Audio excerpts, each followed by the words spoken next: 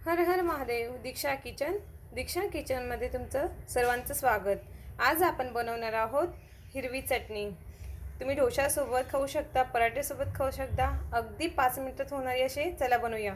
चटणी बनवण्यासाठी मी शेंगदाणे घेतले, ते चांगले भाजून घेतले. मी सालासहित वाटणार आहे. तुम्हाला नको असेल तर तुम्ही साल काढू शकता. थोडंसं लसूण घेतलं आहे, थोडासा अद्रकचा तुकडा घेतला आहे, 4 ते 5 हिरव्या मिरच्या घेतल्या आहे. तुम्हाला तिखट हवं असेल तर तुम्ही अजून घेऊ शकता. थोडीशी कोथिंबीर घेतली आहे आणि पुदिना घेतला आहे थोडासा.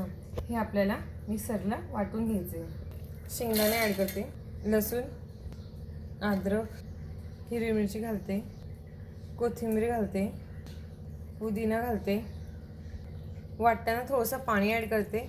एकदम बारीक पेस्ट बनवून घ्यायची आपल्याला त्याची. आपण पेस्ट करून घेतली त्याची. इथे भांडे ठेवलं आहे, थोडंसं तेल टाकून घेतलं. फोडणीला थोडीशी मोहरी घालते. मोहरी छान अशी कळकळीत देऊ. थोडंसं जिरं घालते.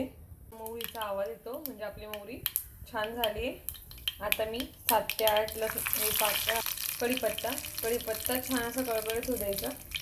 आणि आपण वाटलेल्या चटणीची पेस्ट ॲड करूया. हे बघा, आपण टाकून घेतली. थोडंसं पाणी ॲड करते, मीठ ॲड करते, थोडे साखरचे दाणे ॲड करते. बघा, आपली चटणी ही तयार झाली. आता छान आपण त्याला उकळून घेतली. आपली चटणी ही तयार झाली आहे. तुम्ही करून बघा आणि खाऊन बघा. असेच नवनवीन व्हिडिओ बघण्यासाठी व्हिडिओला लाईक करा आणि चॅनलला सबस्क्राईब करा. थँक्यू.